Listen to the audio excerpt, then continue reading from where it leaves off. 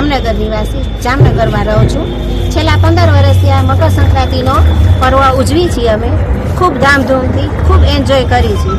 સવારથી ઊંધિયાની મોજ લઈ છીએ, બપોર પછી ધાબા ઉપર જઈ પતંગ ઉડાડી, પતંગ ચગાવી, સપરિવાર છીંજરાની, બોરની, ચીકીની ખૂબ મજા લઈએ છીએ અમે। અને સપરિવાર સાથે અમારા બધા રિલેટિવોને અમે અમારા ધાબા ઉપર બોલાવીએ છીએ અને આનંદ લઈએ છીએ। રાત પડી જાય, રાત પડે અમે ખૂબ ગરબાની મોજ લઈએ છીએ।